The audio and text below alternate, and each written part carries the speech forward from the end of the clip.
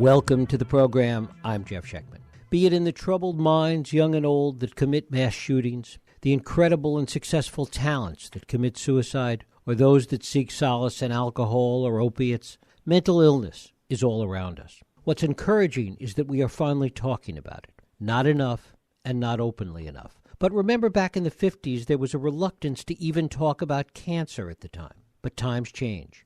And one of the things that precipitates that change is the courage of individuals that are willing to come forward and tell their story. Suddenly, when we see our friends, neighbors, even our doctors and other people like us reveal all, suddenly the shroud falls away and sunlight does its job. Edward Hallowell is one of our most distinguished psychiatrists and a leading authority in the field of ADHD. He's now pulled back the curtain on his own life to reveal a story of dysfunction, hope, and survival. Ed Hallowell is a child and adult psychiatrist. He's a renowned speaker and a leading authority in the field of ADHD. He's the founder of the Hallowell Center, and he's the author of numerous books, including Driven to Distraction. It is my pleasure to welcome Dr. Ned Hallowell back to this program to talk about his new memoir, Because I Come From a Crazy Family, The Making of a Psychiatrist. Ned, welcome back to the program.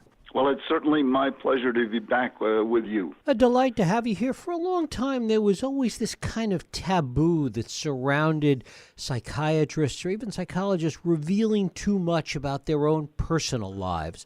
Talk a little about that first. Well, you know, the taboo is really around the whole subject of mental problems to begin with, and I just that kills people.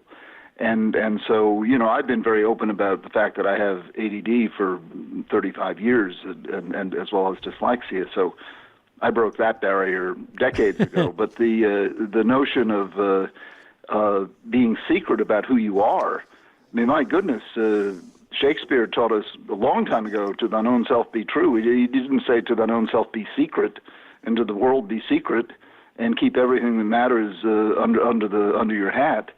It's absolutely crazy. And not only is it crazy, it kills people. I mean, these two recent suicides that everyone's been talking about, I think we can directly attribute them to this taboo and to this silent command to be secret and to, you know, someone once told me everyone has a public life, a private life, and a secret life, and it's the secret life that kills people.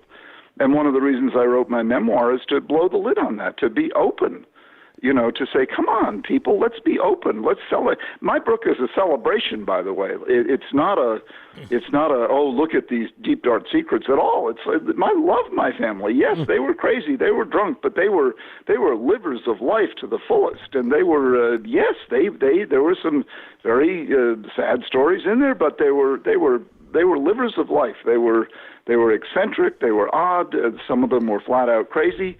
But I loved them, and I'm very proud of them, and that's what I want people to be able to do, to come out and just not hide anymore. It's just, it kills people, and gosh darn it, we ought to be sophisticated enough, you know, we've allowed people to be who they are as far as sexual identity, as far as race, as far as religion. You know, we ought to be able to allow people to be who they are as far as their emotional makeup. For goodness sake, stop killing people out of stigma and shame.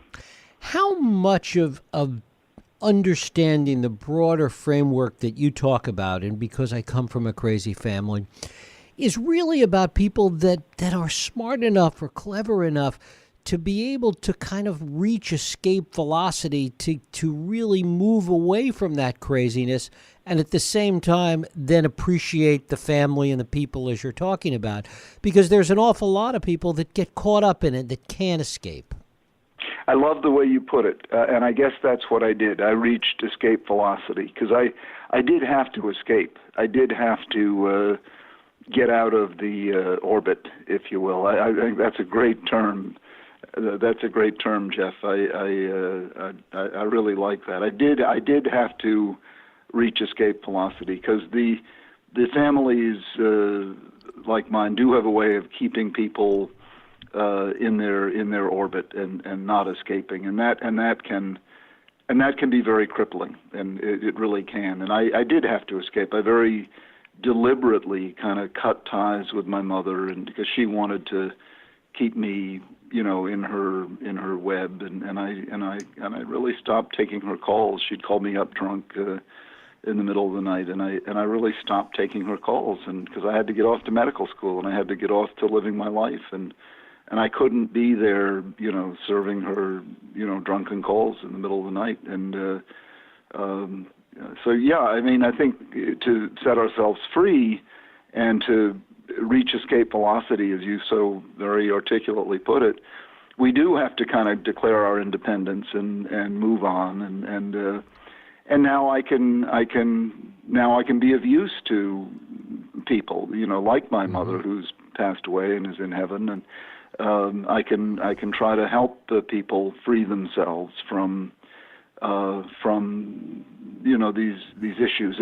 And one of the other points I try to make is, don't be defined by the illness part of mental illness, because within every so-called mental illness, there are also gifts. Within depression, there's an upside. Look at Abraham Lincoln. He suffered from major depression, and he's our greatest president, who ever lived. One of the figures in literature that I loved, Samuel Johnson, maybe one of the greatest geniuses who ever lived, major depression, and yet he huge contributor to literature. And so I think we in mental health need to start. The diagnostic manual only lists the pathology. We also ought to list the upside, because usually with these conditions, there are considerable gifts that come along with it, and we ought to talk about that as well. It's rare to find someone who has tremendous talent, tremendous creative talent, who doesn't have one or another of the conditions we commonly diagnose, be it depression or an anxiety disorder or bipolar disorder or substance use disorder or ADHD. It's rare to find someone who doesn't have one of those, who is extremely creative and productive. What is it, as you see it, that really defines why some people are able to escape and others aren't? Is it intelligence? Is it opportunity? Is it geography? What are the factors that play into that, as you see it? Above all, it's human connection. Above all, and this is what I've learned, and there's a ton of data to prove it. But above all, it's finding the right mentor, finding the right person to love. I always say marry the right person, find the right job. But earlier than that, finding the right teacher. I found this incredible English teacher at Exeter who turned me on to writing, but more than that, who got me to write a novel in the 12th grade. And what that did was got me to do something I would have thought was impossible.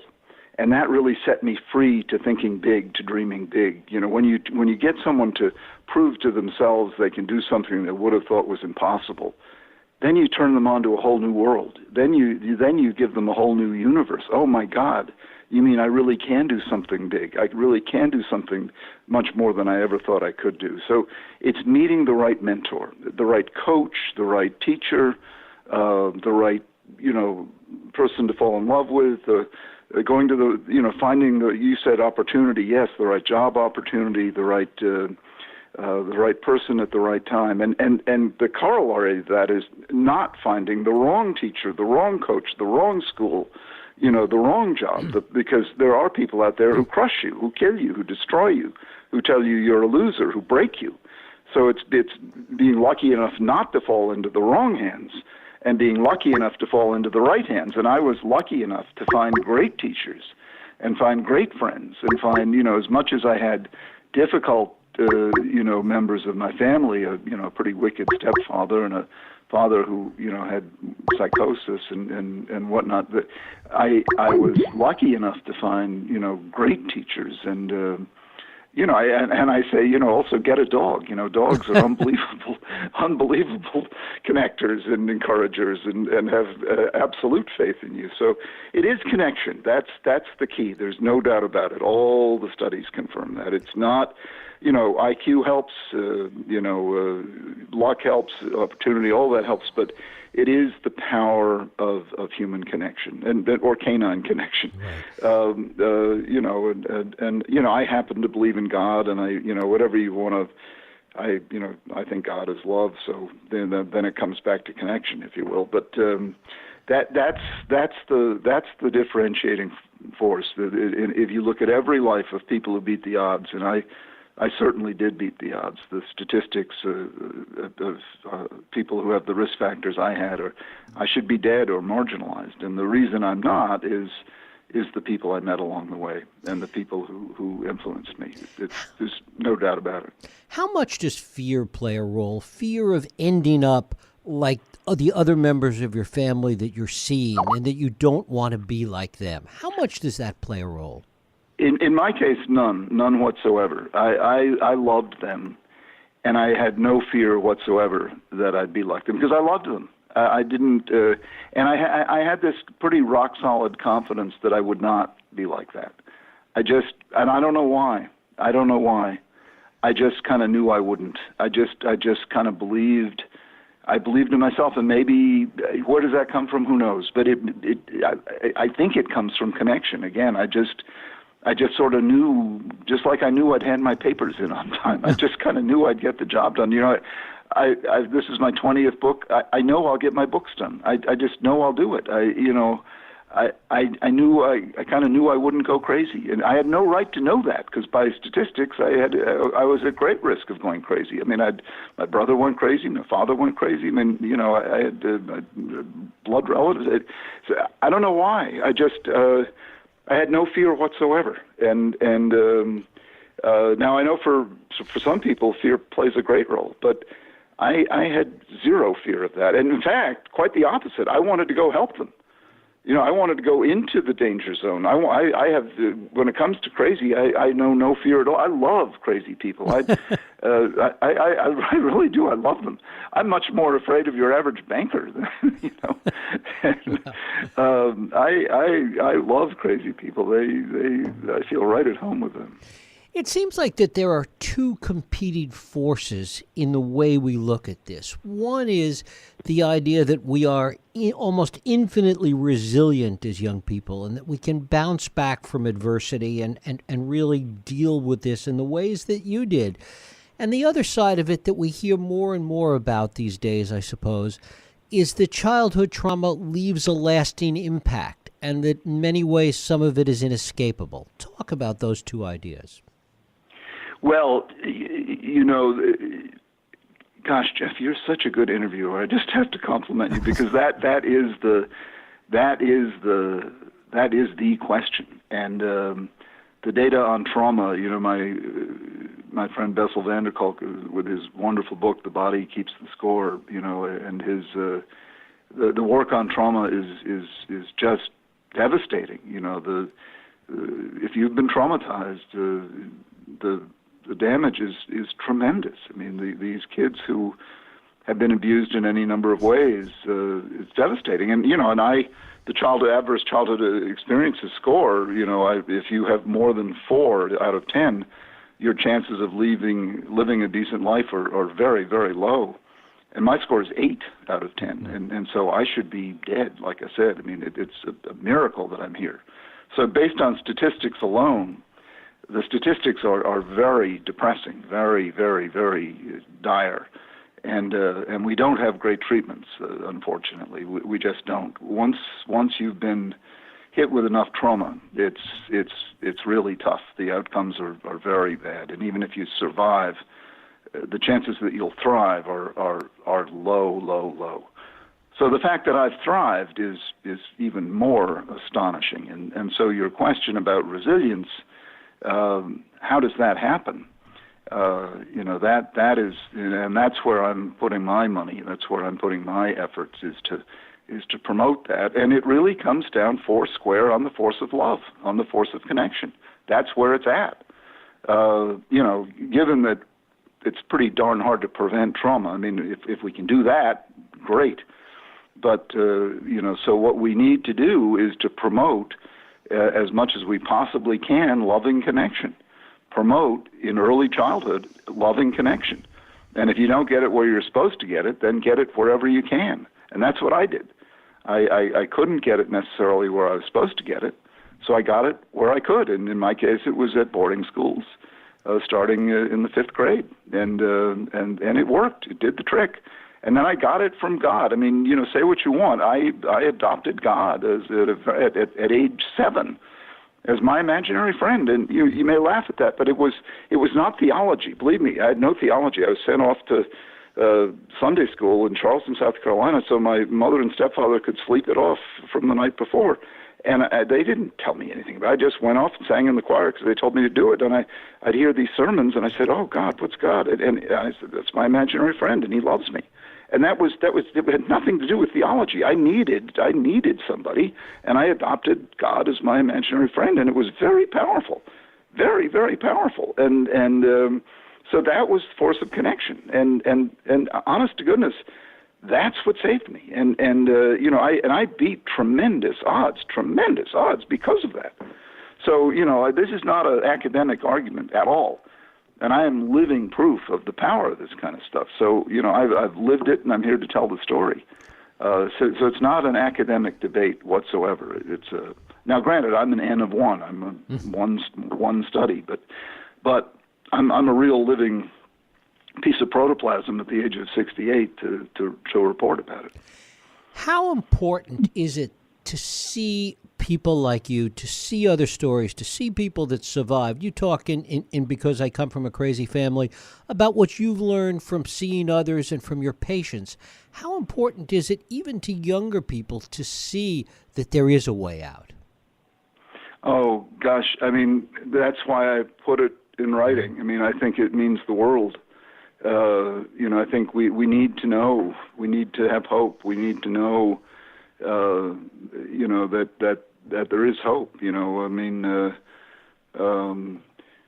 sure, that's why people buy lottery tickets. That's why people get snookered. But on the other hand, that's why people try. That's why people put in the effort, and that's why people find their way. I mean, if you had told me when I was 7, you might as well give up, Ned. There's no chance. You have about as much a chance of having a life as winning the lottery. I guess I might have just given up. But because I had this cockeyed optimism, it was unthinkable. I just absolutely had hope. I mean, I just knew in my heart. I knew it was all going to work out. Nobody. I didn't get the memo that there was no hope. I didn't get that memo. I just always had hope, and I found the right people. And nobody told me. In fact, I didn't discover the study of childhood experiences until a couple of years ago when I was writing this memoir. I said, "Oh my goodness, look at these odds that I beat."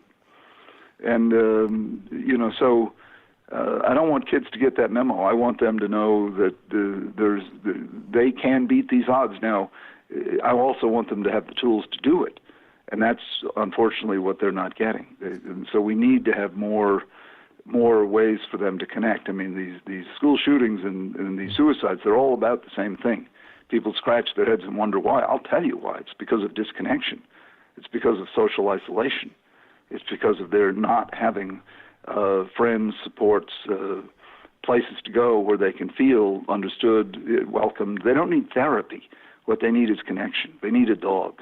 They need an arm around them. They need a person. Therapy, first of all, it's expensive and it's hard to get. But number two, that's not what they need. They need a loving connection. They need a dog. They need the equivalent of a dog. That's what they need. And that saves lives. So it's pretty simple, and it wouldn't be that hard to implement if we could just get behind it. Loving attachments, loving connections. That's what we need, and that will prevent suicides and will prevent school shootings. You talk about the positive attitude that you had, that you didn't get the memo that said that there was no hope, that you had hope, right. that you had this positive attitude.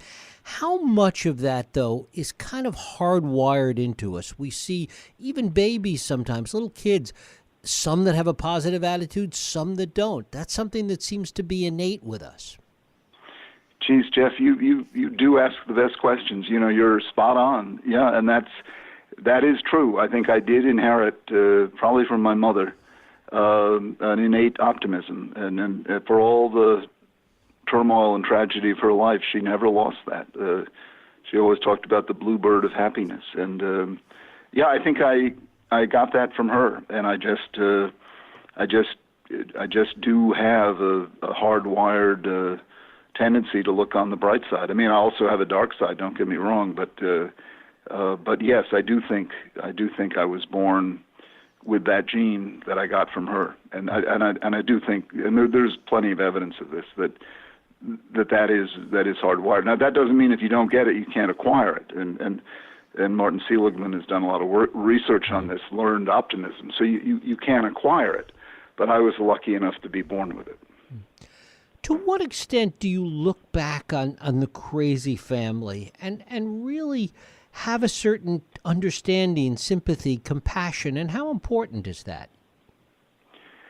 I think it's hugely important, and I look back on it often. Obviously, I did in depth in writing this memoir, but I love this family. I feel so proud of it in all its craziness, in all its messiness. You know, I'm so proud of it. It's who I am. It's my, it's where I come from. It's of whom I am made, and I try in my work to honor it, and I honor it by showing it as it was, as it is, not by tidying it up. They wouldn't want me to tidy it up. They'd laugh at that. They'd say, "Oh, cut it out, be real." To me, the worst thing you can be is a hypocrite. So they say, just show us as we are, and I do, and I'm very proud of them, and it's an honor to come from them. And those who would say, "Oh, don't show us as we are," well, shame on you, to thine own self be true, be real. And that's what we need to do. We need to give people permission to be real, because being otherwise kills people. And if it doesn't kill them, it makes them very unhappy, and it never brings out their best. I mean, it does seem that the difference is in what you've been able to achieve, and I think this is a distinction with a difference, that it was the ability to escape the circumstances and not escape the people. Yes, that's a great way of putting it. That's a great way of putting it, Jeff. That is so true. I was able to escape the circumstances and still embrace the people. I only really rejected one person, and that was my stepfather, because he just I honored him in the book in that I found his good side and I tried to understand him, but he just was well, you have to read the book to see why. Right. But I didn't reject anybody. I embraced them all. They're all wonderfully interesting, intelligent, creative, fascinating people. And what you didn't add to the mix, which I think a lot of people probably do, is the anger that comes with it. Yes. There's a lot of anger and missed opportunities for these people. Many of them could have achieved a whole lot more had they had access to the kinds of treatments we have today. My uncle, I think of, who really was crippled by an anxiety disorder that he didn't even really know he had. And it kept him, in Chatham down on Cape Cod, where he could have been a major executive in the business world. And my father, with his bipolar disorder, lithium cured him, and he taught public school in New Hampshire for the rest of his life. But he could have done more. But what he did was wonderful, and he was a beloved teacher. But my brother, of course, finished near the top of his class at Harvard, and Phi Beta Kappa, summa cum laude, and his bipolar disorder and the treatments he got really, really blasted his brain, and so he wasn't able to regain the level of intellectual function that he had before that, and he was able to function, but it was not anywhere near at the same level. So that there's loss that comes with these conditions. There's loss, and I'm proud of these people, but I certainly recognize the loss that they suffered and the pain that comes with these conditions. but there's also great dignity in the way they carried on, and there's great humor. I tell many very, very funny stories in this book. And then beyond my family, my training at the old Massachusetts Mental Health Center and the wonderful patients I met there and the wonderful teachers I had there, and the whole introduction into just sitting with patients, which is what the command was, to sit with patients. It's a wonderful way of learning how to be with people who are in a different state of mind. And finally, talk a little bit about how all of this crazy family led you to pursue psychiatry as a profession. Well, it's just a natural progression, you know. I mean, there was that voice that I heard when I was a little boy that said, "Be a psychiatrist," and where that came from, I have no idea. It was like a Old Testament prophet or something. This is what I'm telling you to do, and I ended up doing it. But it was I forgot about it at the time. But it was the logical thing for me to do because I'd seen so much and gone through so much. It made sense for me to go into a field where I had such a natural understanding and comfort with different mental states and could identify with almost all of them. Aside from psychotic states, I can identify with pretty much every condition listed in the diagnostic manual. So I had a natural empathy, understanding, and affinity for these folks, and a desire to help them. It's sort of like a desire to heal my own family. And so it made all the sense in the world for me to go get trained in the field, and I love my work. Now, I was lucky enough to specialize in attention deficit disorder and dyslexia because I have those conditions. And I say lucky because these folks get a lot better. So unlike most doctors who have to deliver bad news, I deliver good news every day. You know, once I diagnose ADD, things can only get better.